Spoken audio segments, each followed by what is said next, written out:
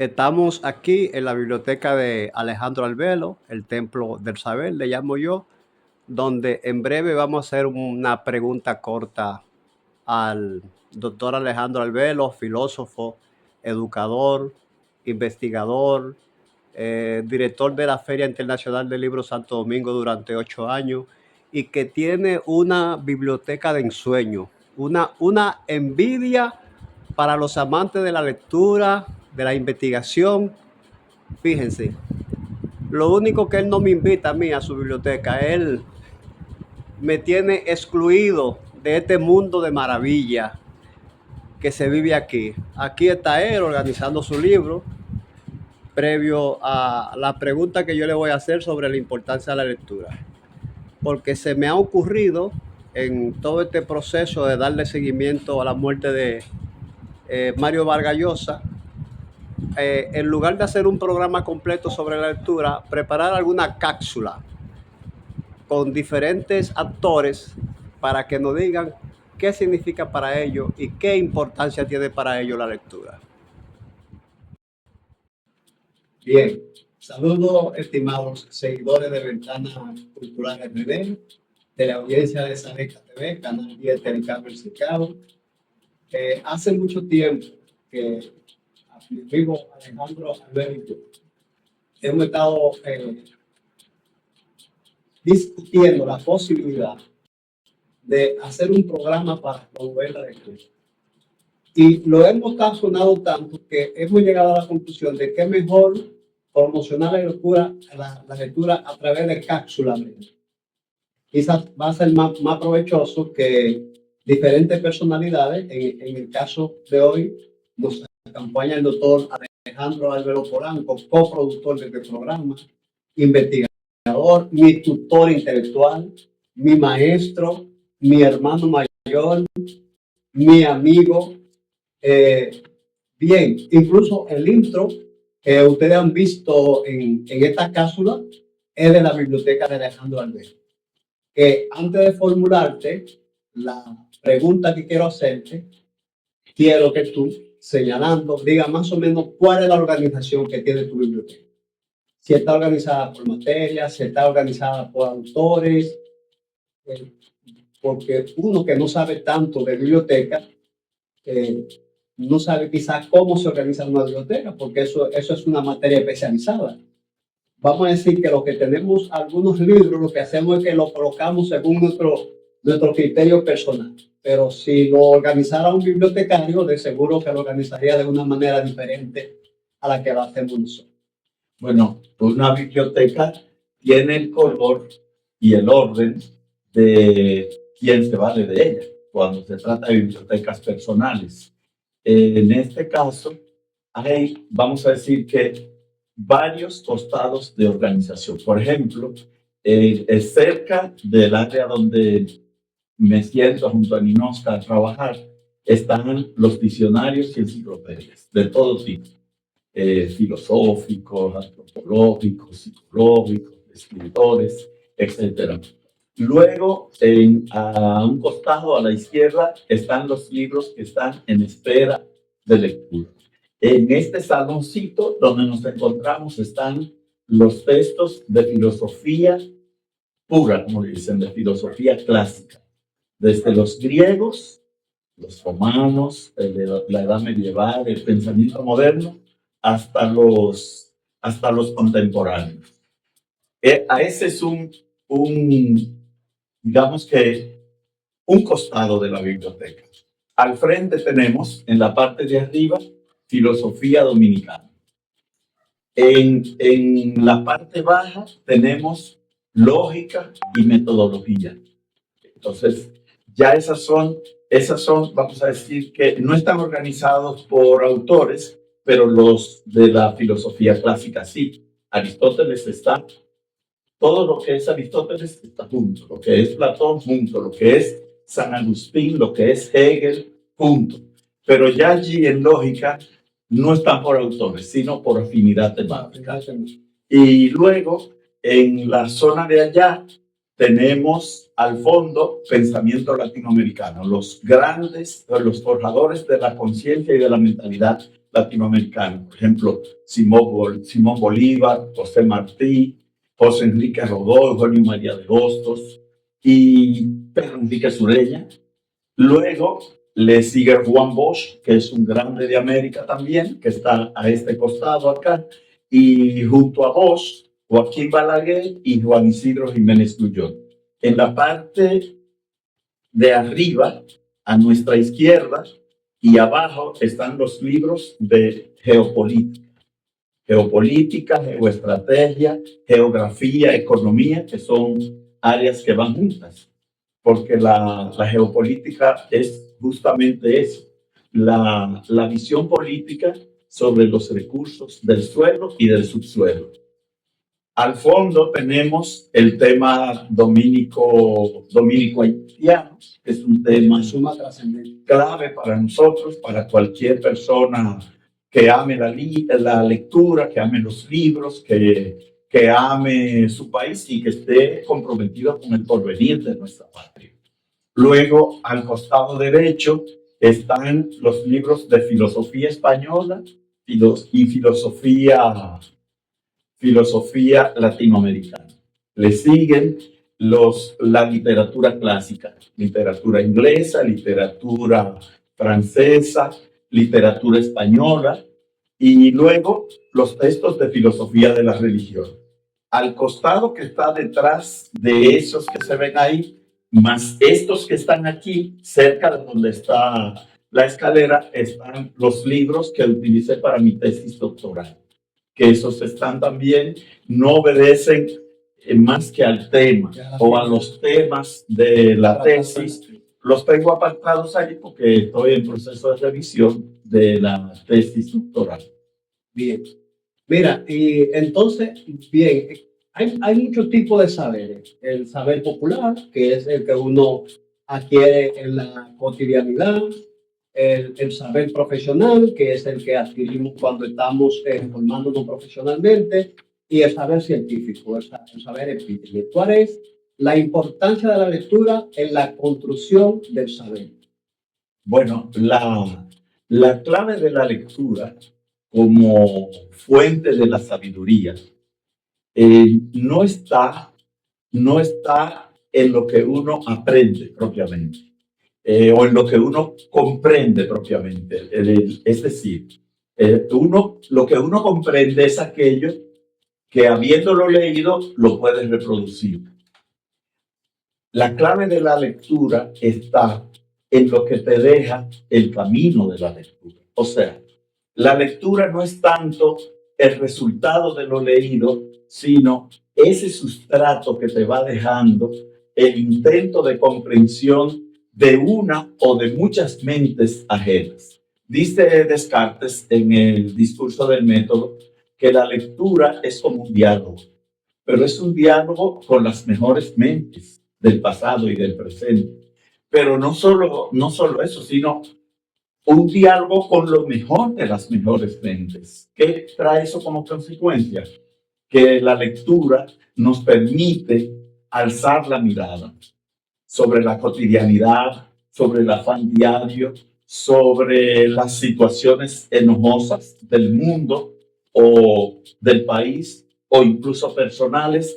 En suma, la lectura nos va dejando como una suerte de precipitado, de sustrato que nos incita a vivir la vida en un plano más alto. Pues mira, sabe que he estado dándole seguimiento en estos días al fallecimiento de un grande de la literatura universal, Mario Vargas Llosa. Y en una de las entrevistas que he visto de él, decía que lo mejor que le pudo haber ocurrido en la vida fue aprender a leer y a escribir, o a escribir y a leer. No sé cuál va primero, y el orden me imagino que va a primero aprender a escribir y después aprender a leer. Entonces, él decía que el que no lee vive una sola vida, pero el que lee vive múltiples vidas. Conoce múltiples mundos, pero además puede crear mundos ficticios. ¿Cuál es tu opinión? Ciertamente esa idea la leí originalmente en un libro de Humberto Eco, que dice así como No morirán jamás, un libro precisamente acerca de los libros.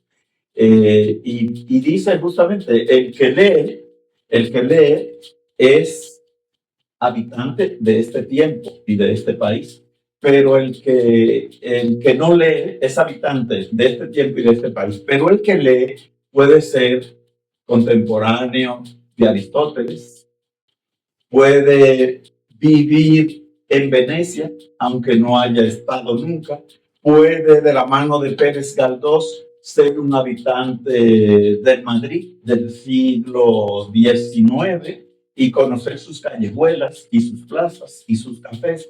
O sea, que el otro acontecimiento histórico que también, la época. También la lectura es como si nos ensanchara el horizonte, como si nos diese unas antiparras, unas lentillas que nos permitirían, que nos permitirán, que nos permiten mirar a través de las paredes y mirar a través de los siglos. Porque leyendo uno, por ejemplo, a Platón, uno se entera de muchísimas cosas, no es solo de ideas filosóficas. Uno se entera de cosas, por ejemplo, leyendo El Banquete, le comentaba yo a Ninoska, que es también parte de este programa, mi señora, que los griegos, como signo de arrepentimiento y de pena y de culpabilidad, solían darse golpes en el pecho, porque en el momento en que Sócrates le pide a Critón que saquen a Antipa del lugar en que él está, porque era la hora suprema, había llegado el momento de beber la cicuta, ella comenzó a llorar. Y entonces él le pidió, sáquenla por favor, porque no quiero que ella esté en esta hora triste. Y entonces ella sale llorando y dándose golpes en el pecho, que es un gesto muy de los dominicanos. Por lo menos cuando yo era niño, en mi país nos daban un golpe en el pecho como ejemplo de solicitud de misericordia y de comprensión de parte de Dios cuando habíamos fallado, cuando se ha fallado. De manera que la lectura es recomendable en todo tiempo para todas las edades, porque la lectura es como un viaje. La lectura es como un pasaporte hacia todos los países y hacia todas las edades, incluso hacia el porvenir. Porque hay muchos libros que tratan acerca del porvenir, que se han adelantado a lo que ha de venir y ciertamente han atinado, han acertado. Hay un texto que yo leí hace un tiempo que se llama justamente Visitando el futuro. El escritor trata de hacer una proyección de los acontecimientos históricos hacia el futuro. Pero mira, Alejandro, hablando de Sócrates, que es una referencia universal. Y que es nuestro invitado. Y que es nuestro invitado. Oscar lo ha colocado a la diestra del Padre. A la diestra del Hijo, a la diestra del Padre. Bien, entonces dicen que el afán de Sócrates por aprender era tal que antes de tomar la cicuta, cuando llegó el momento de apurar la cicuta, él estaba aprendiendo versos. Y que no sé si es cierta la anécdota o no, pero él decía, siempre hay tiempo para aprender. Y estaba escribiendo versos, que no lo había hecho nunca. No lo había hecho nunca. No había escrito Explícame tú esa. Bueno, es que la grandeza de Sócrates. Bueno, y su incidencia en la formación de lo que ha sido Occidente. Bueno, yo le digo a mis estudiantes que para mí los antiguos filósofos griegos pensaron por ellos y por nosotros. Ciertamente, Sócrates es un contemporáneo, pero lo más interesante de Sócrates es que Sócrates no predica un saber, sino un no saber. Sócrates se queda con la pregunta. Sócrates es un alma asombrada. Es decir, Sócrates no parte de que él sabe, sino de que no sabe y debe aprender. Mucha gente, de parte de los jóvenes que siguen nuestro programa, yo sé que pueden preguntarse alguna vez, porque son las preguntas de la vida, que cuál es el sentido de su existencia, que qué gracia tiene haber venido al mundo y luego como una libélula, en un abrir y cerrar de ojos, partir. En Sócrates hay una respuesta para eso.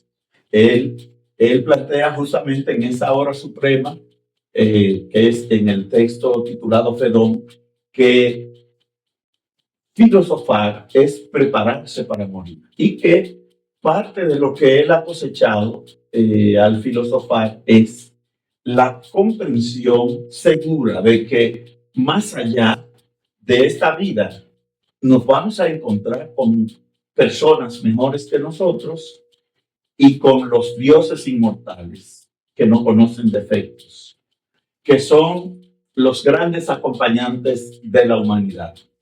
Entonces, Sócrates es un modelo incluso para los que ejercen la docencia, porque Sócrates lo que procura es que nuestros escuchas, nuestros alumnos, lleguen por ellos mismos al conocimiento. El planteamiento básico de Sócrates es que todos sabemos, que es cuestión de que actualicemos o activemos ese saber.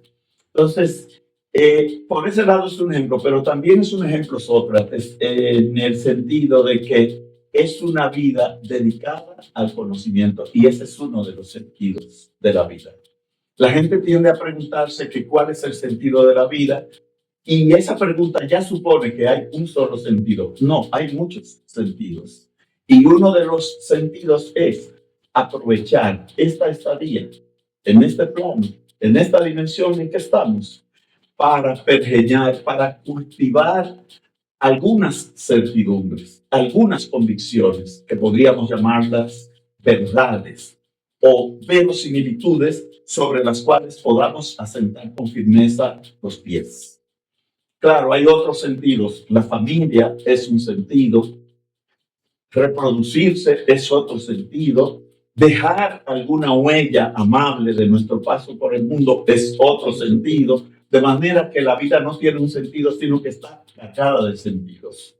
Y el que no aprovecha cada día, cada hora, cada minuto para cultivarse, para aprender algo nuevo, para hacer de sí mismo una joya, es decir, una obra de orfebrería, de alguna manera, no solo pierde ese costado de su existencia, sino que de algún modo traiciona el plan de Dios. ¿Por qué? Porque el plan de Dios es no solo que seamos mejores físicamente, sino espiritualmente, que nos acerquemos a Él. Ese soplo de vida inicial es una incitación a ser la mejor versión de cada uno de nosotros. Y en ese camino, en ese propósito, tenemos los que amamos los libros un aliado fundamental. Y hoy los libros son tan baratos, están tan a la mano, son tan asequibles que hasta a través del celular, que cualquier niño, cualquier joven tiene hoy un aparato inteligente en sus manos, de manera que no hay excusa para no leer. Bueno, complementando lo que tú decías de Sócrates sobre el conocimiento, prácticamente lo mismo dice el doctor Leonel Fernández sobre la inteligencia. El doctor Leonel Fernández dice que todos somos inteligentes, que lo que tenemos que aprender es a identificar el tipo de inteligencia que poseemos cada uno y desarrollarla en su máxima expresión. Hermano Alejandro, yo quiero para finalizar hacerte 3 preguntas en una. La primera pregunta que te voy a hacer es la siguiente. Bueno, la Fundación Filosofía Popular que preside Twinning Oscar, la Fundación Luis Gorinera de Toy Clase 83, de la que me honro en ser parte, están empeñadas en desarrollar una especie de banco de libros. Voy a explicar que, bueno, en una biblioteca tú vas y quizás te puedan prestar un libro por 2 días, 3 días, pero tienes que retornarlo. Y creo que el concepto del banco del libro, que a mí se me pensaba que era una idea mía, pero después me di cuenta que era una idea primigenia tuya, pero que la idea, yo la viví cuando era estudiante de Matemática 012 en la Universidad Autónoma de Santo Domingo. No tenía dinero para comprar el libro de Matemática 12. Y la profesora Reyita Reyes me dijo, pero ve a Bienestar Estudiantil, que ellos tienen un banco de libros. Y no sé si todavía continúa ese banco de libros en la universidad, que diferente a la biblioteca, que cuando yo tenía que hacer una tarea, me prestaban el libro por 72 horas, pero yo tenía que retornarlo. Entonces, en ese banco de libros de Bienestar Estudiantil, los libros de texto nos los prestaban a los estudiantes durante el semestre completo, con la condición de que el libro tenía que ser retornado en buenas condiciones, valga la redundancia. Entonces, esa es nuestra idea, poder establecer ojalá que fuera en todos los pueblos del país, una especie de banco del libro, donde a diferencia de la biblioteca de cada pueblo, una persona pueda ir y buscar en el fondo bibliográfico de ese banco del libro un texto que le interese y llevárselo a modo de préstamo a su casa y leerlo en el tiempo que necesite para leerlo, un mes, 2 meses, 15 días, o que pueda ir y tomarlo prestado y sentarse en el parque o debajo de una mata o a orilla de un río a disfrutar una buena lectura. Pero, ¿qué ocurre? El problema es el apoyo, yo diría, en este caso, no solamente de las autoridades a nivel nacional, sino sobre todo a las autoridades a nivel municipal. Porque para tú instalar esta especie de, vamos a decir, de regalo a un pueblo, tú necesitas un espacio físico, ¿verdad? Tú necesitas personas que atiendan estos libros. Entonces nosotros, por ejemplo, estamos entrampados, tenemos casi 2.000 ejemplares de libros listos para instalar un banco de libros, pero no lo hemos podido hacer justamente por falta de tiempo. Esa es la primera. La segunda es, ¿cómo tú te sientes cuando tú entras a tu biblioteca? Y la tercera es, ¿cuál sería tu consejo a las nuevas generaciones para crear la tercera y más importante para mí? Porque lo que estamos justamente haciendo es promover el hábito de la lectura. ¿Cuál sería tu consejo a las nuevas generaciones? Y a todos los actores que tengan que ver en la formación del hábito de la lectura, que yo entiendo que se forma desde que tú eres niño que ingresa a la escuela, tanto en el ámbito familiar, pero también en el ámbito escolar. ¿Qué tú recomendarías? Bueno, lo primero es respecto al banco del libro. Las ideas, Frank, no son de nadie. Las ideas son del que las aplica. Las ideas, mucha gente tiene ideas, pero no se trata de tener ideas, sino de llevarlas, de ejecutarlas, de poner en ejecución. Esa idea del banco del libro, en realidad la concebimos Ninosca y yo, y no sabíamos que hubo alguna vez en la Universidad Autónoma de Santo Domingo, donde tú y yo estudiamos y enseñamos, un banco del libro. Pero el banco del libro que Ninosca y yo fundamos en el recinto en que estuvimos trabajando desde 2018 a 2023, tenía otra naturaleza. No era propiamente un banco del libro en el sentido del de la universidad, ni en el sentido del que vas a fundar en el cercado. El banco que Ninosca y yo fundamos era como un banco comercial, pero donde no había movimiento de moneda, sino de libros. Es decir, bueno, ¿cómo funcionaba? Que tú puedas cambiar, llevar lo que tú quieres, cambiarlo por otro. Exactamente. La idea de nosotros era que si a alguien le interesaba un libro del banco del libro, pues llevaba un libro cualquiera. Podía ser nuevo, viejo, de un manual, un diccionario, en inglés, en francés, en alemán, en lo que fuera. Un libro por un libro. Y si quería luego intercambiar ese mismo libro de nuevo, otra vez podía ir e intercambiarlo.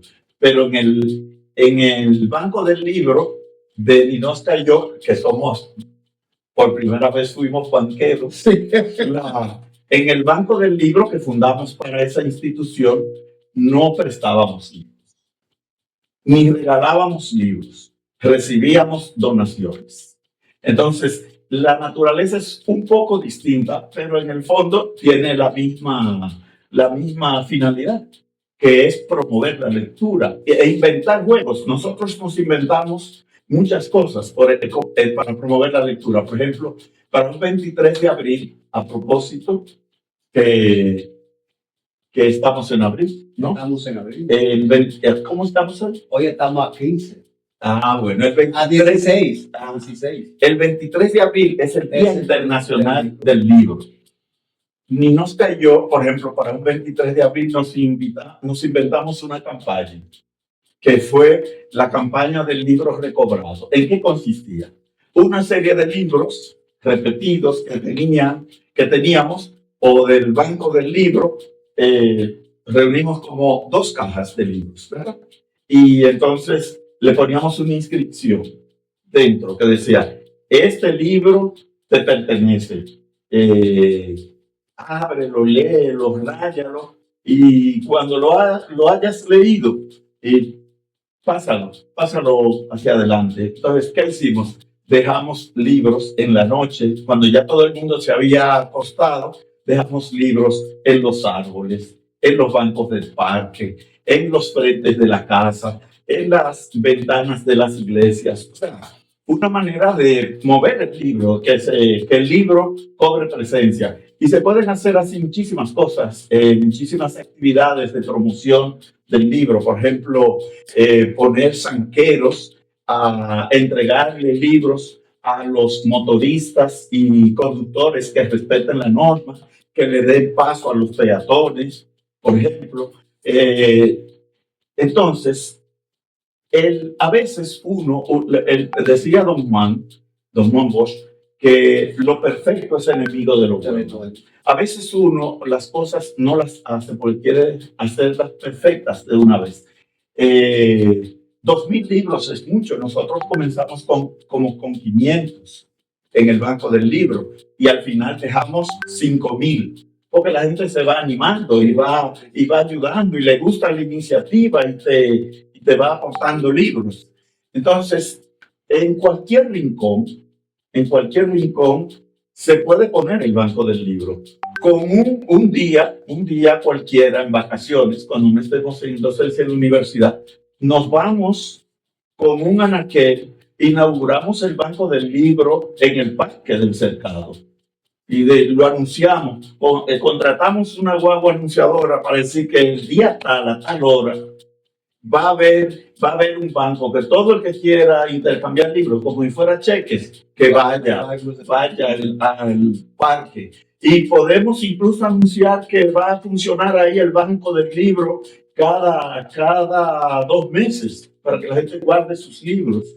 Y nos inventamos concursos y nos inventamos twines o intercambio de décima, o hacemos concursos y regalamos libros a los jóvenes, por una parte. Por otra parte, en cualquier rincón del ayuntamiento tenemos un alcalde que por suerte es sensible, es un hombre de cultura, y en cualquier rincón del ayuntamiento puede funcionar el banco del libro. No tiene que funcionar las 24 horas, ni 8.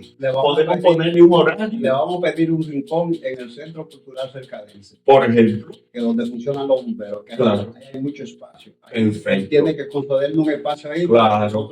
Así pues, que llegue el mensaje al señor síndico, que es un gran amigo y una persona que tenemos en alta consideración. Porque también he adelantado conversaciones con Wellington, el síndico de Rancho La Guardia, que está en la mejor disposición de que se instale allá el banco del libro.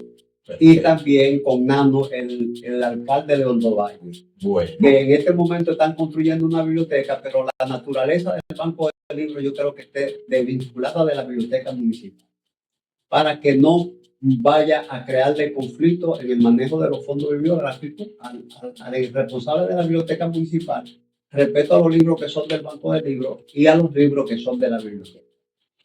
Que como yo me siento cuando entro aquí, como Adán en el paraíso, como esa mañana en que después de la larga noche de la nada en que estaba Adán, abrió los ojos y vio que el mundo era hermoso, que canturreaban y volaban los pájaros, que titilaba el agua entre las piedras, que había verdor y flores por doquier. Porque una biblioteca es también un espacio bello. Mira cuántos tonos, cuántos colores, cuánta diversidad de tamaños. Por ejemplo, es un retrato de lo que somos los dominicanos, que somos unos y diversos. Nos une la cultura, nos unen los usos, nos unen los hábitos mentales, nos une la lengua, pero somos diversos, de diverso color, de diverso tamaño, de diversos sentidos, de diversas religiones, pero dominicanos. Ese es el factor unitivo. Entonces, en realidad yo suelo decir de broma que Ninosca hizo este espacio para que yo no quisiera salir de la casa. Yo no quisiera ir a la calle. Y de hecho, yo salgo cuando es estrictamente necesario. Estrictamente necesario puede ser visitar a un amigo.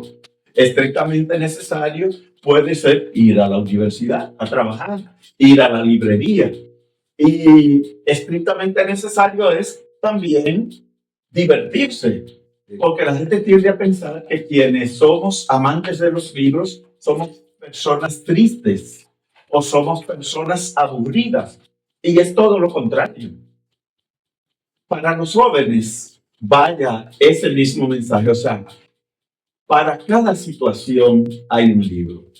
Para el joven que quiere enamorarse y no sabe cómo, hay un libro.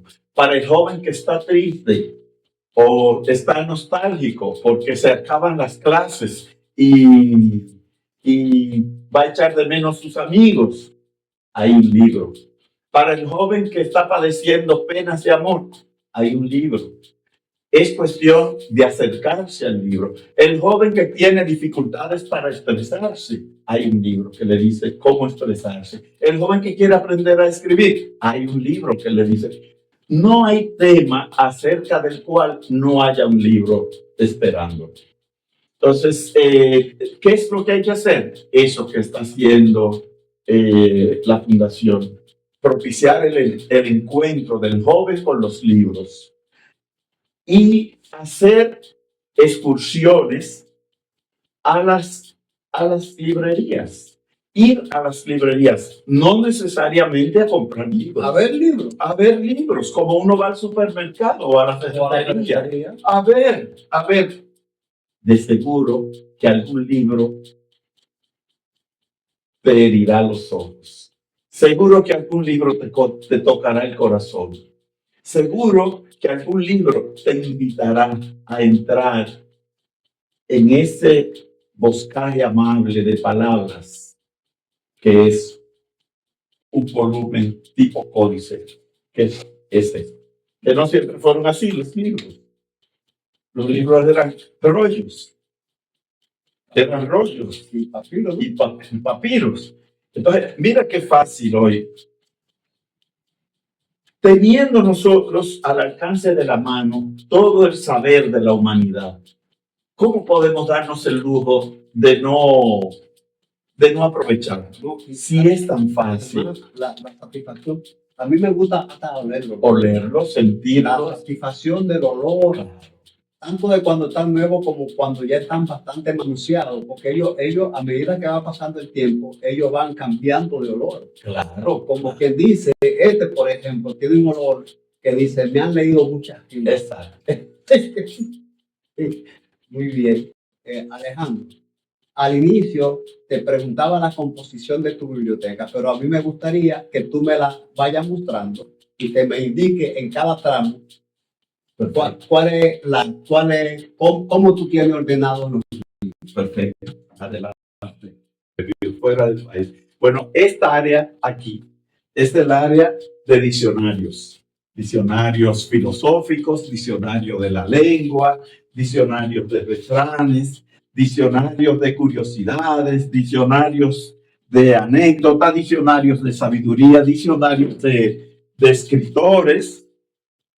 Todo este diccionario, diccionarios etimológicos, diccionarios de americanismos, diccionarios de dudas, diccionarios de mitología, diccionarios.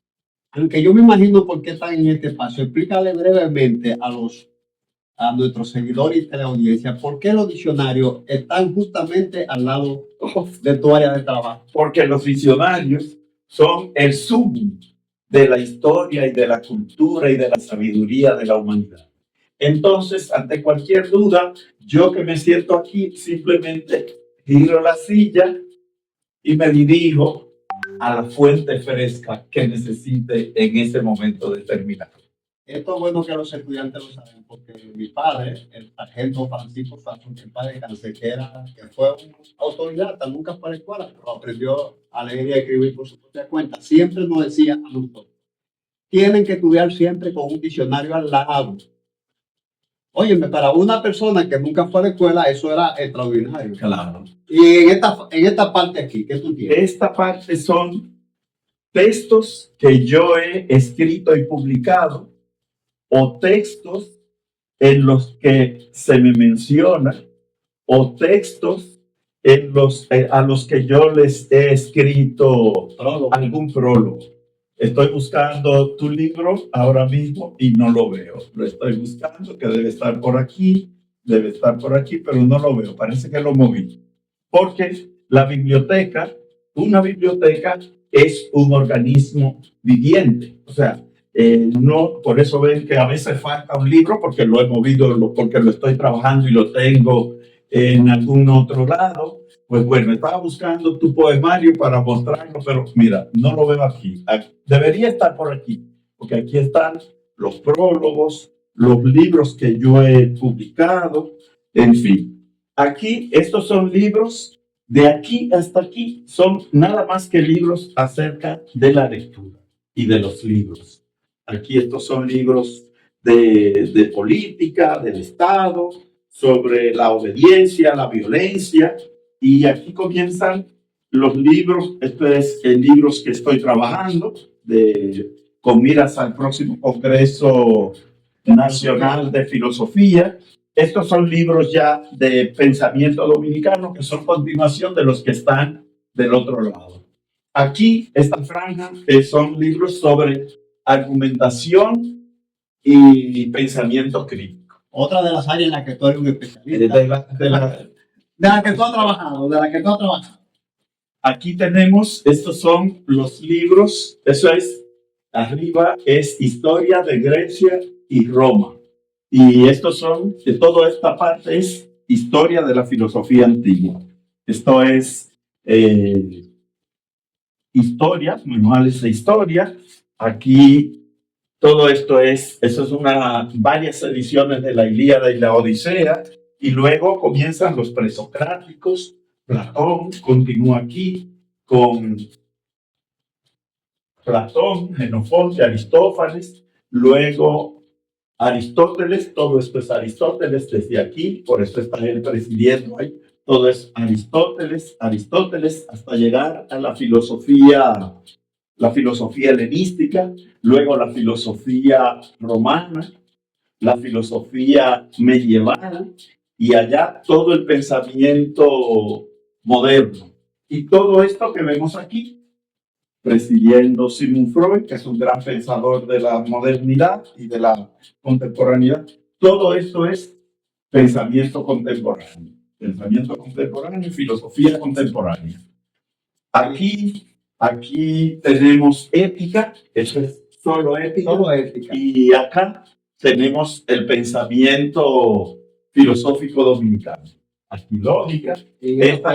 Estos son los libros que trabajé para mi tesis doctoral acerca del pensamiento en el dominicano medio, cómo piensa el dominicano medio. Tiene el compromiso de publicarlo. Con Dios delante lo publicaremos, sin duda. Los libros. Ninosca diseñó la biblioteca de manera que son como rincones. Sí. Por ejemplo, allá al fondo donde estábamos sentados tú y yo es el rincón del búho. Este es otro rincón del búho que ella diseñó. Este es el rincón de Duarte, porque Duarte es una de nuestras referencias e inspiraciones. En todos los sentidos.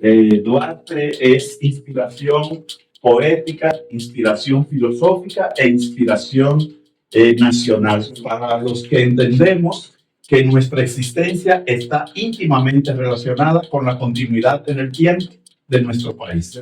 De que si desaparece este país, podremos ser lo que seamos, pero perderemos nuestro espacio vital. El espacio vital que nuestros antecesores construyeron con mucho esfuerzo, con mucho sacrificio y negándose a ellos mismos y negando incluso a su familia. Y sacrificando incluso su bien. Sacrificando bienes, como el caso de Duarte. Aquí tenemos al fondo el rincón de la Sigua Palmera, que es otro rincón que está no por casualidad frente a Duarte, porque es la expresión de la nacionalidad. Porque la Sigua Palmera es el ave nacional. Exacto. Entonces, allá al fondo, arriba, tenemos las obras completas de Juan Bosch. Juan Bosch, todos sus libros y libros que se han escrito acerca de él. Aquí tenemos las obras de Juan Isidro Jiménez Grullón, otro gran intelectual dominicano. Vamos a decir, no el antítesis de Juan Bosch, sino su gran confrontador. Su gran cuestionador. Bueno, ellos polemizaron bastante. Aquí comienza la parte de geopolítica. Todo esto es geopolítica. Esto es geopolítica que está relacionada con el derecho internacional público y con la geografía y con la economía de las naciones, las riquezas de las naciones. Todo eso es geopolítica, migración. Y aquí, en esta área, que es como una continuación de la geopolítica, por eso tenemos ese cañón allá y este punto aquí, porque esa es filosofía de la guerra.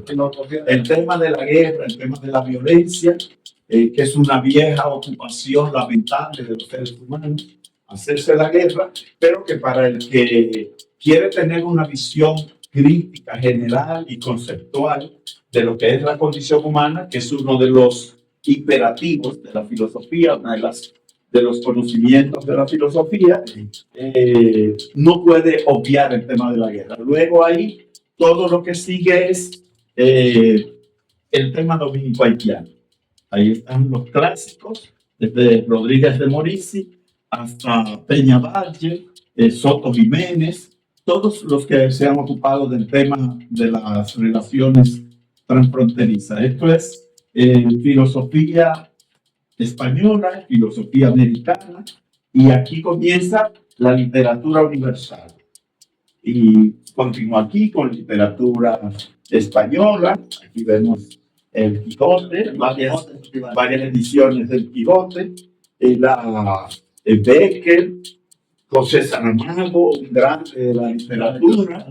Aquí sigue literatura latinoamericana, Borges, Cortázar, José Hernández, Jorge Isaacs, García Márquez, etc. Este es un autor muy querido por mí, que comencé a leerlo en mi pueblo. Es Constantine Giorgio. Constantine Giorgio va desde ahí hasta ahí. El primer libro que me leí de él fue La Hora 25 y me enamoré de él. Me enamoré de él. Hasta el día de hoy me he leído de él nada más 17 novelas. Esto es un área muy propia de la filosofía, que es el tema del humor. Ahí vemos desde el clásico. Entonces no es como dicen que la filosofía es aburrida. No, todo lo contrario. Desde el clásico de Henry Bergson sobre la risa hasta el psicoanálisis de lo cómico, antología humorística, el libro de Manolo Patrocino. Aquí tenemos uno de los anaqueles más queridos, porque este es todo lo que escribió Duarte y lo que acerca de sus escritos y sus pensamientos se ha escrito. Aquí tenemos clásicos de la literatura dominicana de ayer y de hoy, y aquí tenemos filosofía de la religión. Filosofía de la religión, y religión e historia de las creencias, como este clásico de Mircea Eliade, todo lo que se relaciona con la religión, las creencias. Esta parte aquí es la continuación de los libros que utilicé para mi tesis. Arriba tenemos las obras completas de Joaquín Balaguer, de Mans Enrique Sureña, de don Pedro Enrique Sureña, de Eugenio María de Hostos, de José Martí y de Simón Bolívar.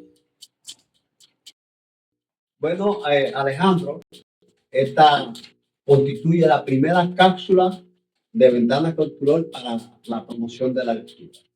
Yo espero que sea del agrado de nuestros seguidores, que sea del agrado de los teleaudiencias del canal Sareca TV, el canal 10 de Telecable El Cercado, y que sea de provecho sobre todo para nuestro público de cualquier naturaleza, niños, jóvenes, adultos jóvenes, adultos mayores, y todo el que entienda que como Sócrates siempre hay tiempo para aprender. Gracias.